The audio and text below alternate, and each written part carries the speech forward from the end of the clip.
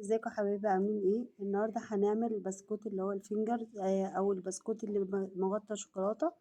ده حلو جدا وسهل وسريع ومقاديره سهله جدا.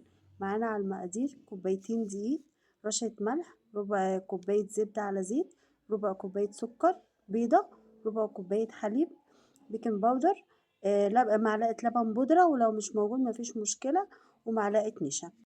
في بوله هنبدا نحط الزيت على الزبده، وهنبدأ نحط عليهم السكر ونضربهم كويس لحد بس ما لونهم يتغير.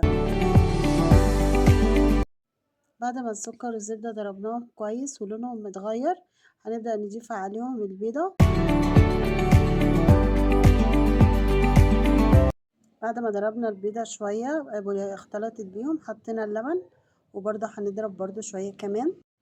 كده هنبدأ نجيب بقى النشا واللبن البودرة والبيكنج باودر ورشة الملح ومعلقة اللبن البودرة دي مهمة جدا لأنها بتخلي لون العجين لونه بيبقى أحمر بعد الخبيز. هنضيف نص كمية الدقيق ونقلبها. كده ضفنا بقية كمية الدقيق مش هنعجن، احنا بس هنلمها. هي تعتبر عجينة بسكوت يعني سهلة وخفيفة جدا ومقاديرها مش كتير.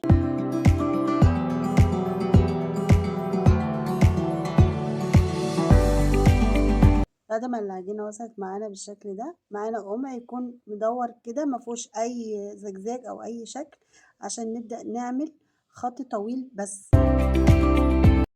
لو واحدة معانا مش مظبوطة ممكن نظبطها بايدينا، او ممكن نعدل الاطوال دي بعد ما بنخلص خالص.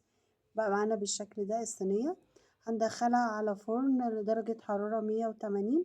هيطلع معانا بالشكل ده، هياخد 10 دقايق مش اكتر. معانا هنا شوكولات في حمام مية، وبنحط حتة زبدة وشوية زيت، ونبدأ نقلبه لحد لما يبقى معانا الشوكولاتة سايلة شوية. بعد ما دوبناها الزبدة والزيت مع الشوكولاتة، هنبدأ نغطس البسكوت كده، ولازم ما نشيلش من تحته المية عشان خاطر الشوكولاتة ما ترجعش تمسك معانا تاني، وتبقى سهلة ان احنا نغطس فيها الشوكولاتة والبسكوتة تاخد شكل الشوكولاتة كله.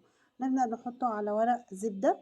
انا هنا كان عندي برضو شوكولاتة وايت، بدأت برضو عملتها لنفس الحمام المية، وبرضو هحطها على ورق زي اغطسها بالشوكولاتة واحطها على ورق زبدة، وابدأ بقى اشكلها. كل واحد بيشكل على حسب ذوقه وطريقته يعني. فانا شكلتها بالشكل ده، وبعد ما هنشكلها بالشكل دوت هنبدأ نحطها على طبق او على صينية، وهندخلها التلاجة لمدة 10 دقايق لحد ما تمسك معانا وتبقى بالشكل ده. جربوها هتعجبكم قوي وناعمة جدا من جوه، وشبه بسكوت الفينجرز. لما تنسوش اللايك والشير لو عجبكم الطريقة.